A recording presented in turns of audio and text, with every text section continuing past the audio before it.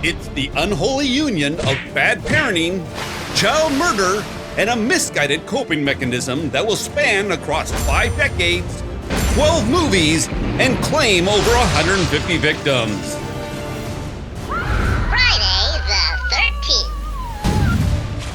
It's the story of New Jersey summer camp cook Pamela Voorhees, who instead of self-reflecting on her actions that led to the death of her son, she instead takes the logical step to murder, bricked up, drug addicted, camp counselors with absolutely no connection to the drowning. Hey! They were warned. It's got a death curse! They are doomed. How far is it to Camp Crystal Lake? And on Friday the 13th, nothing will save them from this edition of CPR. I'm Lifeguard Dan. And I'm Owen the Sloth. With Brock the Broccoli.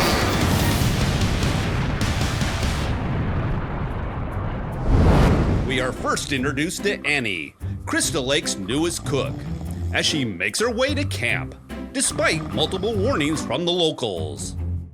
Never come back again? Oh, shut up, Ralph.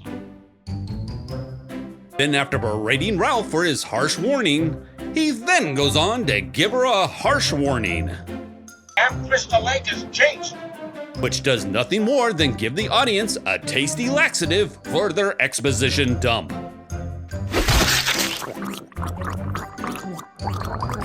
Next, we're introduced to Steve Christie, camp owner and amateur art critic.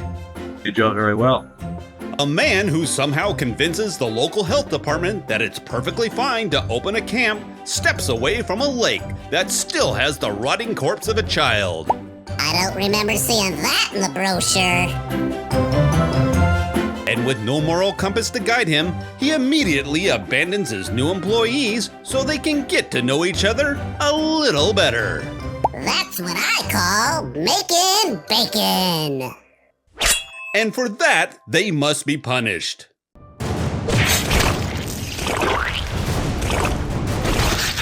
I guess you can say she asked for it. After their naked Monopoly game gets interrupted, Just when it was getting interesting. Alice and Bill finally decide to get off their butts and find out why their friends keep coming up missing.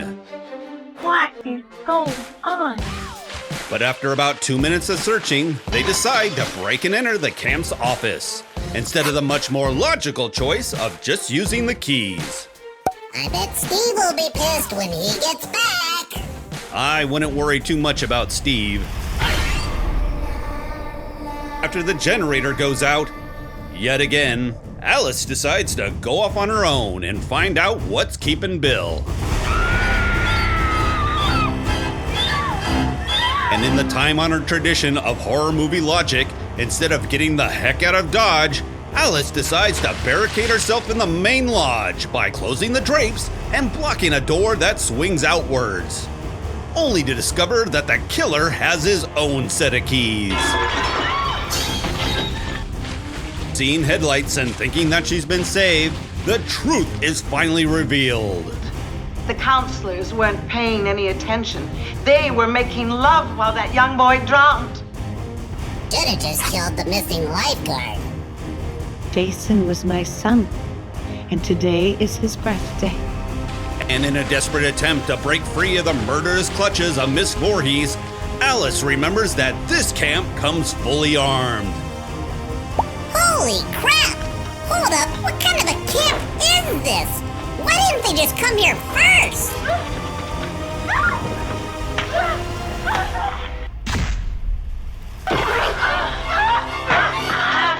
So after taking a vicious blow to the old squish box, and because it worked so well before, Alice heads back to the main cabin and hides in the storeroom, and plays a game of t-ball with Miss Voorhees' head.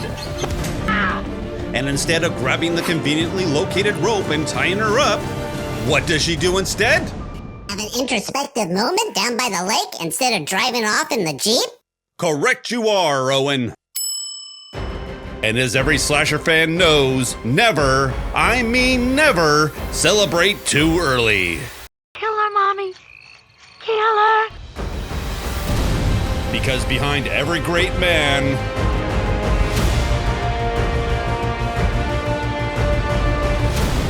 is a mama bear ready to rip society a new one. You know, it's about to get real when the slow-mo kicks in. And so there you have it, Friday the 13th.